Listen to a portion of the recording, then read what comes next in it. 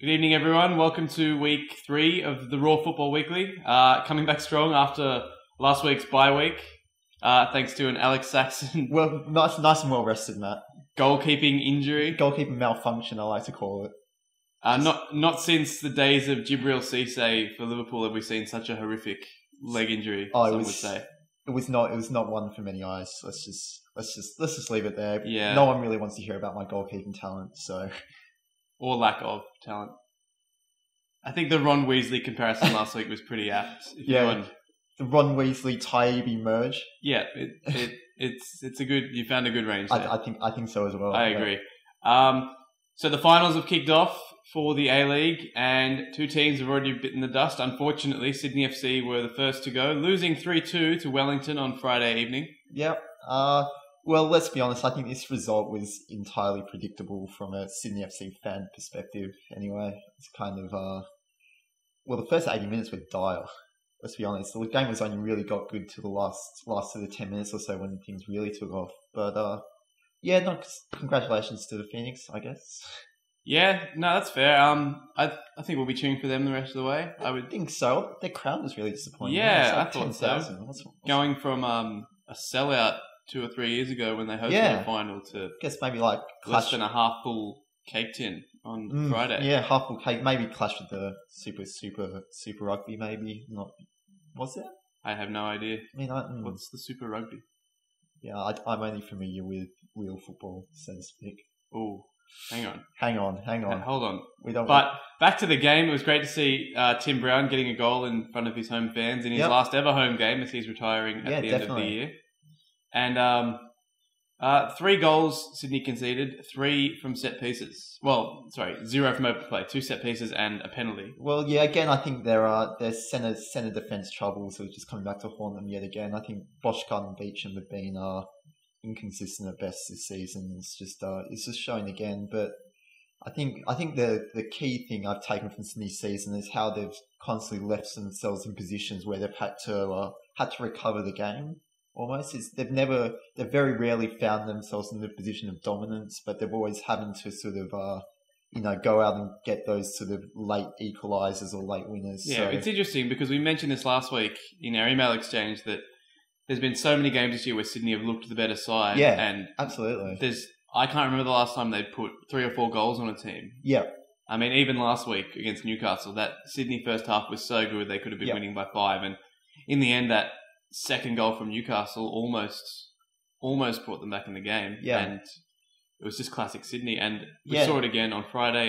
They were probably the better team. I'm not particularly bitter because I don't think they were so much better that they commanded a victory by any means, but I don't think they were deserved losers. They certainly weren't outplayed. No. Like it was a really scrappy game. Like and that probably suited Sydney being the away team. I think they sort of a scrap sort of suited them in a fiery game. So, they held on well in the first half, and it wasn't the best final fixture I've got to say, but I think if Sydney are going to take anything from this season, it's just a lack of consistency and a lack of concentration, especially in the first half, where they really need to sort of come out the blocks a bit faster, I guess. I think the entire stadium was surprised last week when they managed to score 3 goals in the first half, because that's just something we haven't seen in so long. And the fact that that Melbourne victory game was such a standout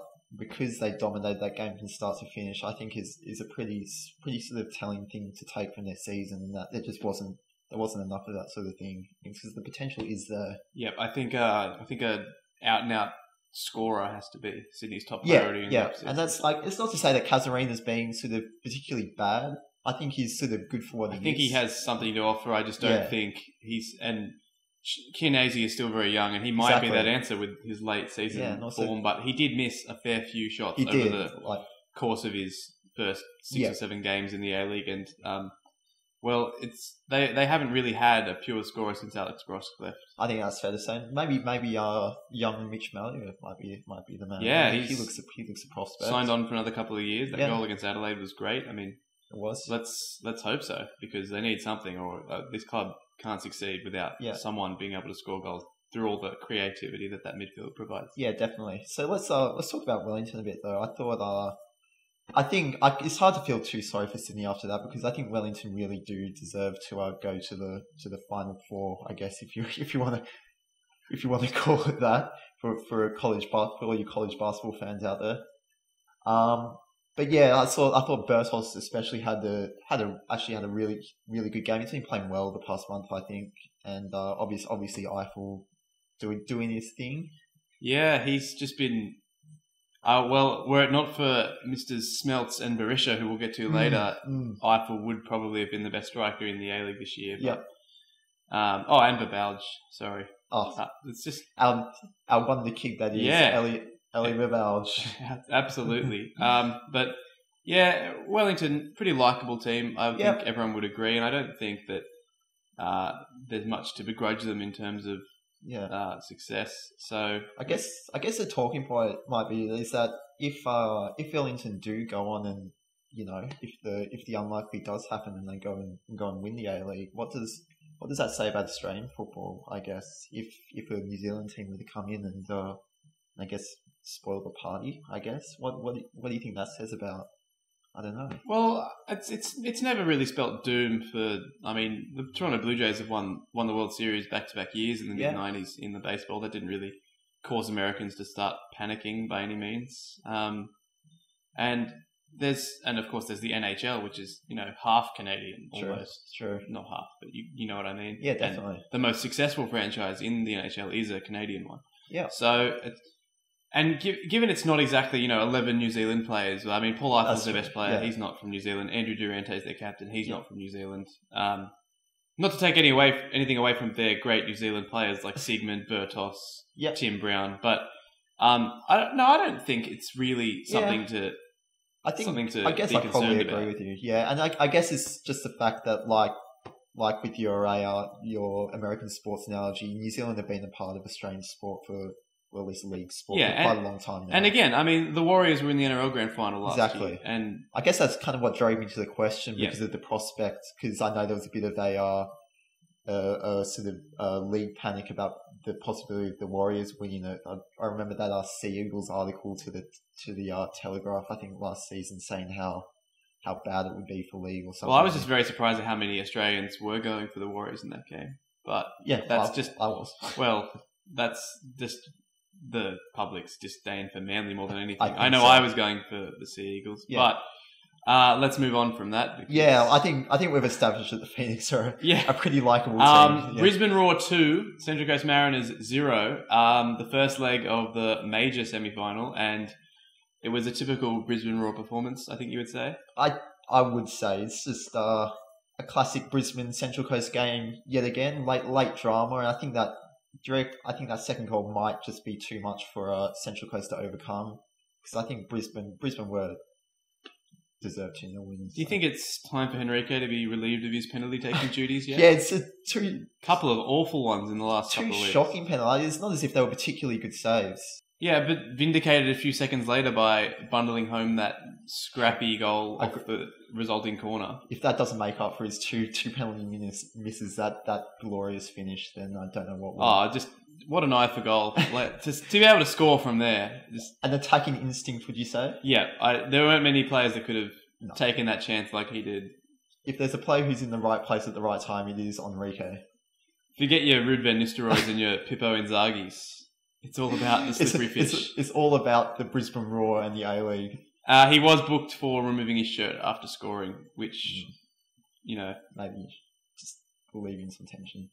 I don't know. Possibly. And then a lot of missed opportunities for Brisbane. Mitch Nichols, as per usual, in particular, just passing up a couple of chances from inside the area before Eric Partaloo made it 2-0 after some Thomas Broich wizardry down the left. That's what I was going to use, wizardry. It's a good word. It is. It's a good word in relation to Thomas Broich. It is. And just beating players at will, as he is wont to do, and laying one off for Partaloo to just thump home from the edge of the area. It was a well-taken goal. Yep. And I think 2-0 is a pretty fair score. Yeah, I think in the end it was just it was a normal Brisbane Roar home performance in the end. A lot of missed chances, a lot of monopolising possession. It's interesting to think about from a neutral's point of view that wants to see the A-League do well, like we do, that is 2-0 too much of a scoreline for the Mariners fans to turn up this weekend? That's a good question. Because their crowds have not been great. They haven't been great, and I think you're probably right. I think the crowds probably will suffer. Like, I remember the Sydney-Melbourne victory, two-legged tie a couple of years back, and I just remember the Sydney crowd for that second-legged game wasn't nearly as good as the final home game of the season for the normal season in that year. So I think the crowds probably, I think it's a valid point, I think the crowds probably will suffer. It's a massive shame. Yeah, I remember that. It was the last round of the regular season had a bigger crowd than the major semi second leg a couple of weeks later. And I know they were playing for the Premiers played in that last game of the regular season, but it was only a 2-1 deficit from that first leg against Melbourne. So it will be interesting to see what a 2-goal deficit does for that Gosford crowd. And keeping in mind that they only got 5,000 for that Champions League game a couple of weeks ago. Only 8,000 against Sydney, despite I know the weather was bad, but again, against Sydney, who bought a couple of thousand fans themselves. I do worry that it's not going to look great for the game if they don't get at least 5 figures here, and that's a legitimate possibility. I think it's incredibly likely, in fact. And, these Champions League crowds are becoming an increasing problem as well, and it's whether... I think it's just a severe lack of marketing. Yeah, most people don't know that these games are on, and especially when it comes to the Champions. And it's such a shame because so much of the talk and hype throughout the regular season is all about, these teams getting into the Asian Champions League and making an impact on the rest of Asia. So, I think whether I think there needs to be more sort of, I don't know for the right word, but maybe connectivity between the A-League and the Champions League, maybe more links, I don't know, but... Yeah, I think it is a legit concern. These sort of big game crowds. It's something that has to be addressed because we can't hope to succeed as a football league moving forward if we can't. I mean, these are the games that are getting shown throughout Asia, and if they're tuning in to watch Central Coast play Nagoya Grampus and seeing 10 people there, then it's not going to look good. Like these A-League games, like Sky Sports in England, get coverage of these games. Like it's shown sort of, I wouldn't say worldwide, but a lot of countries get coverage to sort of Australian football. So, it does have a bit of relevancy despite what people would have you believe. Yeah, despite its small stature in terms of its code rivals in Australia, it's still relevant on a global scale, and we need to start treating the product as That's such. Exactly it. We need to start treating it as a relevant league, I think, for the crowds to come. We need to start treating it as a big event, I think. Yeah. For every Manchester United fan in Sydney that couldn't find Manchester on a map that hasn't been to an A-League game in their life because I think it's beneath them. These are the people that we need to reach. Exactly. But this is a rant I could go on for about 20. This could be a show in itself. This is a rant you've heard many times yourself. So let's just move on to the third game of the weekend, and it was all about your man Shane Smeltz.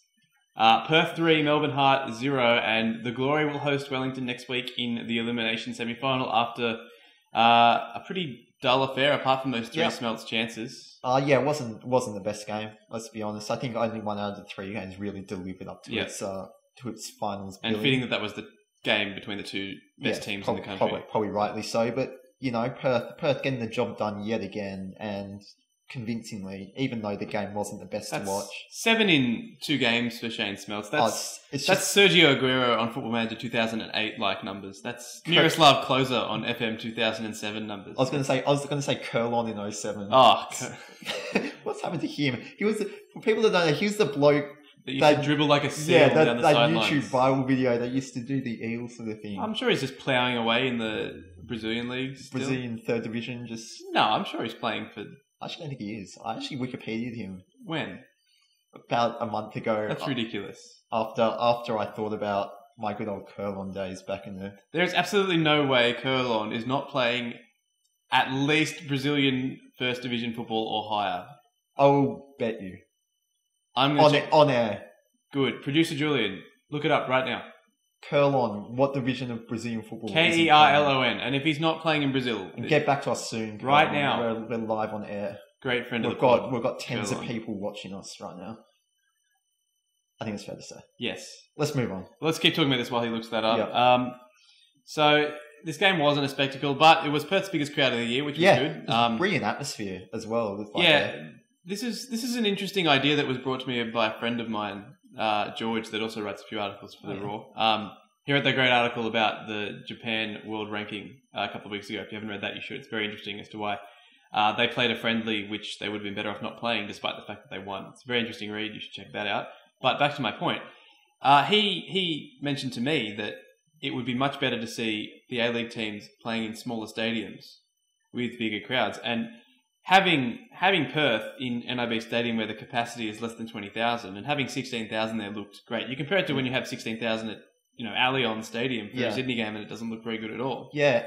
I think the A-League can definitely take a lead out of the MLS's book with this one. Portland Timbers. Yeah, who are sort of taken to sort of building these sort of even QPR. Yeah, absolutely. Just these sort of small rectangular football purpose stadiums, which they're a lot better to watch on TV as well. Yeah. Like, it's not just being there. It's like just visibly, it's not very inspiring seeing all those empty seats that you see at the Allianz or other big venues like Suncorp. And ironically, Skill Park was one of the most adequately sized stadiums in the A-League, and yet you never really hit its heights. Not even a little. Let's leave it at that. Actually, let's not, because we should probably talk about the future of the A-League and what's going to happen going forward from next year. As you all will know by now, the Gold Coast have had their license taken away, and at the moment we only have 9 teams for season 2012-13. Yep. Do you want to see a Western Sydney team, a Gold Coast reincarnation, or something else, Canberra, or just nothing? Well, I would love to see them, but only under the right circumstances. I think if we've learned anything from these expansion teams, is that the product has to be right, I guess. It has to be the right place. It has to be the right financial situation. So I'd love to see a 10-team A-League next season. But I think first and foremost, the A-League has to look at stabilising itself, maybe. And just making sure that they've got solid footing in which to get these expansion teams in. Because if there was a mistake they made with the initial sort of Gold Coast and North Queensland expansions, is that the timing just wasn't right, at least for those two particular locations. I don't know. What are your thoughts? Well, if I could play, sports czar for a minute here and just talk about what I would to see happen. Yep. Harry Kewell, as you know, is a Western Sydney boy. He is. Harry Kewell also has an out at the end of every year of his Melbourne Victory contract. I actually didn't know that. You see where I'm going with this. I think I know where Matt Bugnyard is headed.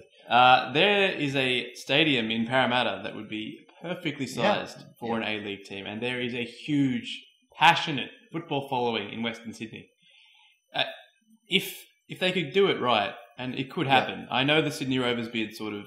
Yeah, it did fail. Yes, but they find a backer, they get Harry Kewell as the face of the brand, they get a few decent signings, and the fans will come, and that team would offer already in just its infancy offer more to the league than the Gold Coast ever did. Yeah, I think Western Sydney is the natural next team, and it's already got the support. I think the FFA and the A-League have been getting a lot of stick sort of the past, I guess, a couple of years or so for sort of cutting North Queensland and Gold Coast, but I think they really just don't want another NSL on their hands. Oh, look at that. Thank you, Julian. Curlon plays for Inter Milan. Are you sure you got the right Curlon?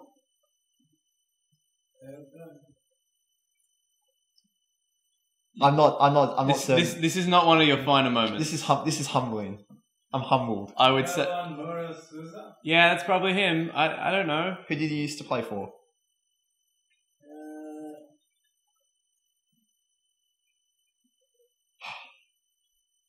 What's the names? Sounds about right. Can we just forget about this? Alright.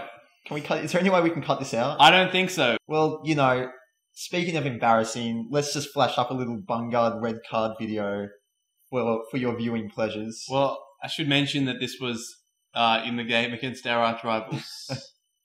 I can just see your face just going redder and redder. Well, it was not Captain Bungard's best moment. I'd say that's a pretty fair statement. Should we just leave it for their viewing pleasure? I think so. Yep.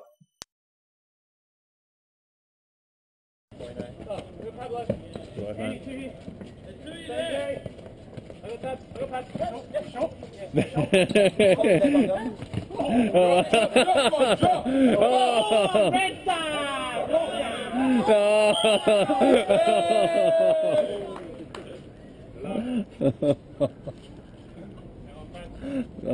we move on to next week's A-League games and the Premier League wrap-up, Jim Magilton has announced he will not be applying for the full-time job at Melbourne Victory, so he will be leaving despite all the noise to the contrary. I can't say I'm surprised. There's rumours about Zola coming. Well, there's been rumours about Zola since Levitsky announced he was leaving Sydney. Well, that's true.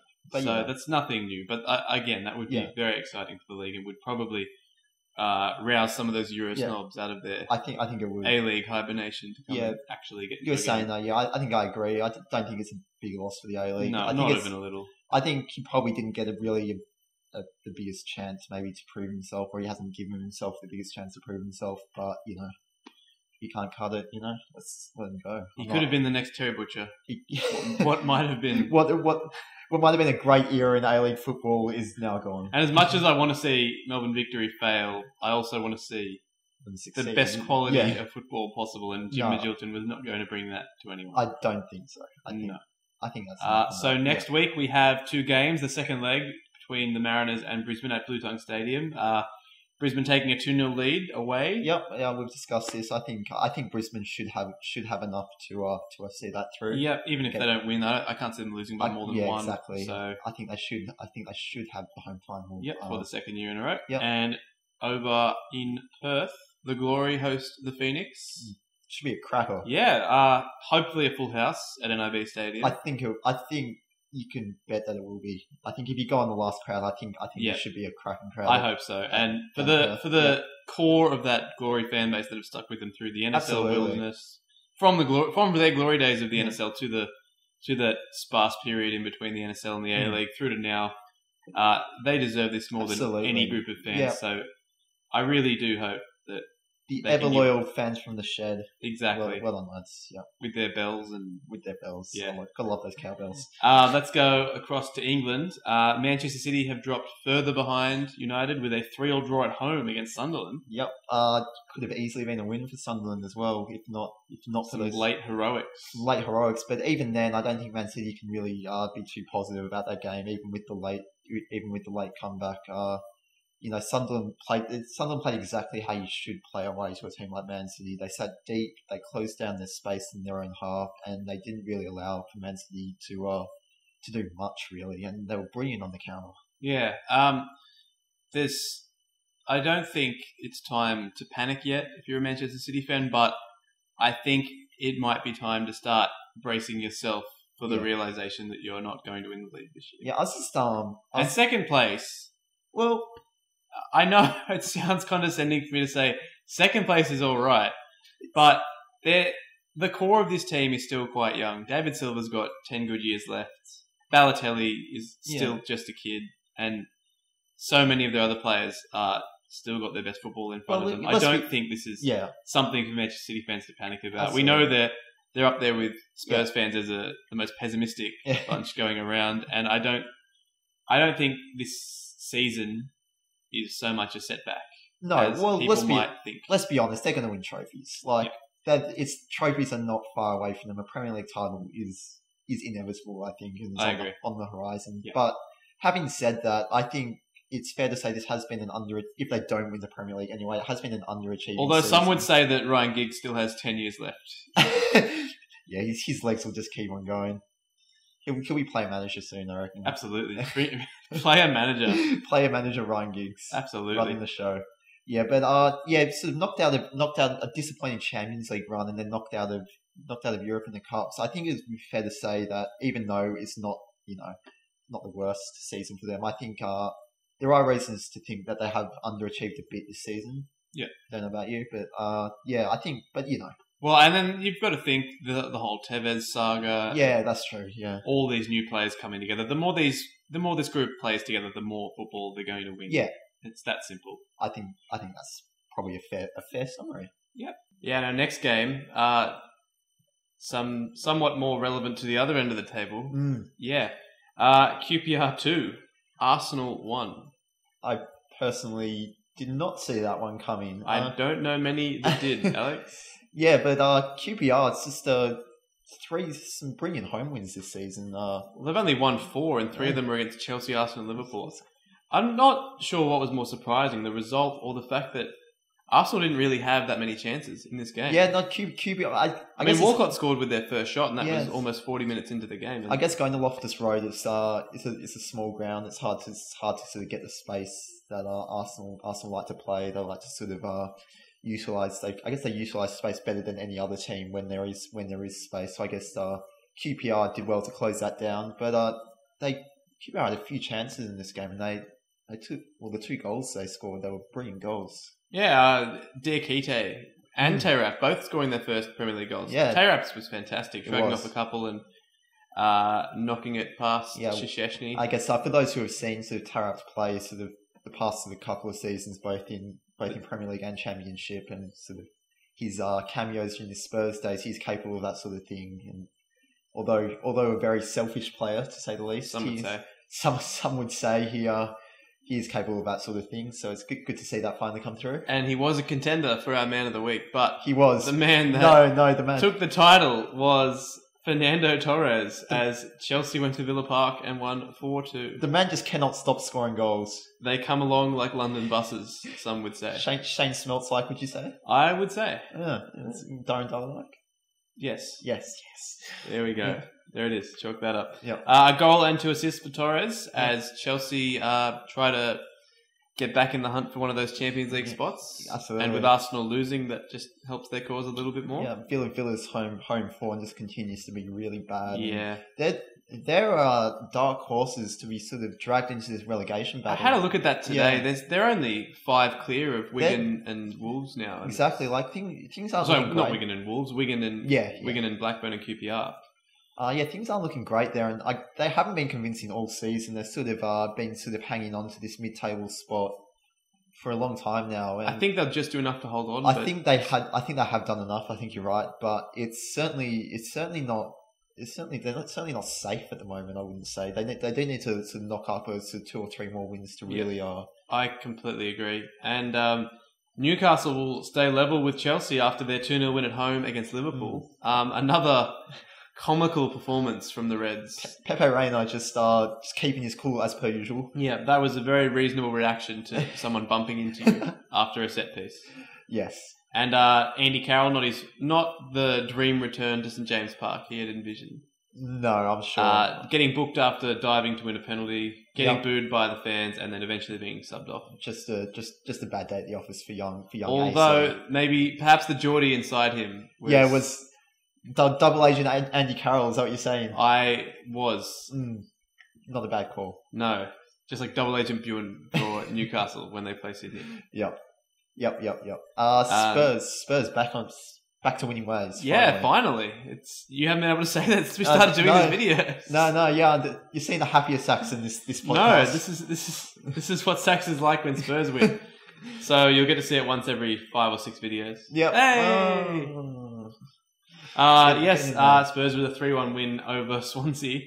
A very good performance here. Just a really good game of football. Swansea have been great to watch all year. Spurs have been the most entertaining team to watch. So this game is never going to be boring. Definitely. I mean, you would have thought. If Spurs hadn't been on their game today, I think this is the game they would have lost as well. Swansea keep possession so well and sort of don't compromise their brand of football for anyone, and it was there to see today. They played some great stuff. And just as it looked like Arsenal might have been preparing for another St Totteringham's day, they dropped 3 points to QPR, and Spurs pick up all 3 here, and suddenly they are level again with just goal difference separating. And Arsenal still got to play. They're still got to play Manchester City next weekend, actually. And I think they have to play Chelsea as well. I could be wrong in saying that, but I think that's correct. Whereas Spurs' hardest fixture is away to Sunderland, which is next week as well. So, again, the battle for third heating up again. Yep. And Everton have pulled ahead of their rivals, Liverpool, with a 2-0 win over West Brom. Just typical Everton again this year. They started off very, very slowly, and they're finishing very, very strongly, and they're going to finish around 10th. Imagine these Premiership trends. Like Wigan as well, just pulling out their usual title Premier League challenging form towards the end of the season. When it matters most when you're in a relegation dogfight. Exactly. So, let's quickly rush through those. Wigan 2, Stoke 0. Yep. Stoke seem pretty content. I think they seem happy with a mid-table finish. It's been a good season for Stoke with a good European run as well. So I think it's a season they can be proud of. I agree. Another strong performance at home by Fulham as they beat Norwich 2-1. That man, Clint Dempsey, just being clutch as always. Wow. The Matt Saracen of the Premier League. For all you Friday Night Light fans out there. Yeah. You would have got a kick out of that, I'm absolutely. Sure. And the game you spent most of Saturday night watching was the relegation 6-pointer at Molineux. It finished Wolves 2, Bolton 3. Are Wolves done, Saxon? They look like a team who are completely devoid of confidence, I've got to say. And I don't think they played badly either. They went ahead, they threw the lead away, and they couldn't. Despite a late consolation, they couldn't get back in front. They couldn't get level, and they've just pulled. They're now 6 points between them and 19th, so it's not looking very good. I wouldn't say obviously we saw Fulham get out of a similar situation a few years back, and it certainly is possible. But you know what Fulham had that Wolves don't? Clint Dempsey. I was about to say Roy Hodgson, but the great man Clint. Exactly. Yep. Key games for next week. Arsenal are hosting Manchester City. In a game with a lot of implications at both ends of the table, United will host QPR. Again, both ends of the table. Chelsea hosting Wigan. Bolton need a win to try and steady that relegation ship. They've hit a bit of form now. And they will host Fulham. And Wolves travel to the Britannia to take on Stoke, and if they don't get something here, surely it is curtains. Yeah, I'd say so. And sort of, it's interesting to see that sort of Blackburn, Bolton, Wigan, QPR, they've all hit good form. So it's going to be. I think this one could go down to the last day. It's one of the better finishes of the year at both ends. Yeah, absolutely, which is great to see. Yeah, let's quickly talk about the Champions League before we run out of time. Two quarterfinal ties I think are all but sealed, with Bayern Munich going to France and beating Marseille 2-0, and Real Madrid winning 3-0 in Cyprus. I think both of those are all but through to the semis and will play each other. Yep. Whereas Chelsea will come home to Stamford Bridge with just a 1-goal advantage against Benfica, and saw a very anticlimactic game between Barcelona and AC Milan last weekekend. Yeah, I think it's safe last week. Yeah, obviously. Yeah. I think it's safe to say that this round of Champions League was a game for the away team, and I think all four at least I think Barcelona and Chelsea should have done enough to get through those ties.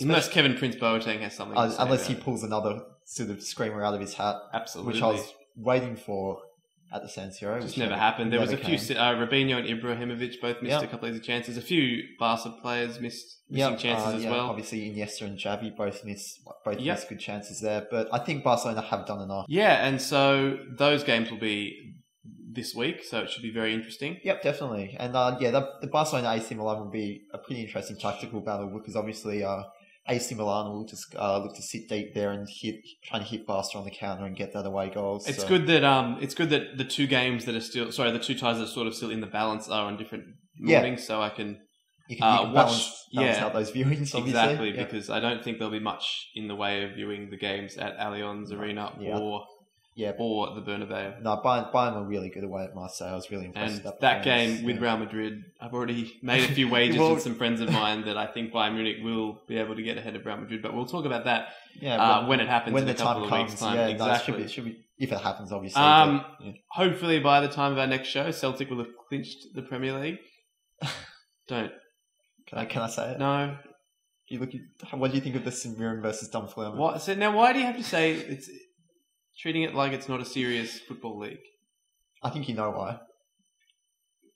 Yeah. Maybe because it isn't a serious football league. I think you need to just slow roll here before things get out of hand. Before the numerous SPL fans come out with. I'm sure the Dunfermline fans of Australia Society will be all over you. Pretty sure Motherwell have the biggest SPL following in Australia, unless... I think we're just getting very, very sidetracked here, and that we should wrap this up. So, before we go, a couple of things to mention. Stiliyan and Petrov. Yeah, another bad tragedy in the footballing world, I guess. Good to see Martin Petrov pull out the tribute to him in that Bolton game. Absolutely. stay strong, Stan, is that what it said? I think that's what it said, yeah. But yeah, obviously our thoughts go out to him as well. And, just a few tragedies recently in the footballing world, which is terrible. It's not great. Yeah. And a shout out to the World Football Program on Radio Free. Yeah, no, you did a great job on there. Which interviewed Matt Bungard on their show 2 Saturdays ago. For anyone that needs their fix of football radio on the weekends, you should definitely tune in. 107.3. We'll put a link up to their website in the article that comes attached with this video. They've always got a few good guests on there. I mean, Paul Wade, former Socceroo, was the guy that was on before I was. He's no mug. So, exactly. And the hosts were great, and it's a very well run program. Those guys definitely give it a listen. Yeah, those guys know their stuff on there. So certainly more than we do, but again, that's not much of an achievement. I wouldn't say. No. So if you have anything to send us, any questions, any thoughts you might want to share, feel free to send them to the email address. And we will see you next week. Thanks a lot. See ya.